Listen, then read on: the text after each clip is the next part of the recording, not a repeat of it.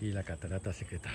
Estamos aquí con el guía que nos está explicando aquí con Peter todo esto cómo es. Down here. I like also the mountains. You see maybe 2,500 through the mountains. And whoa. And also we put information how long to be decompose. Yeah. Like can, bottle can, need one bottle glass need 1,000. Yeah. So I guess now what we do.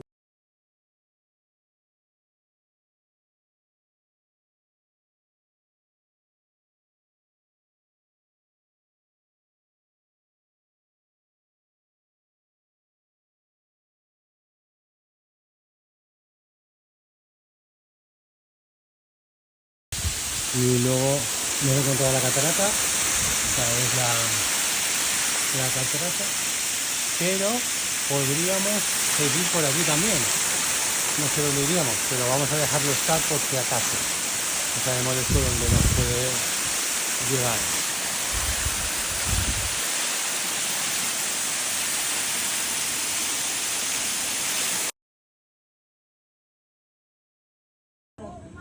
We are here with Dira.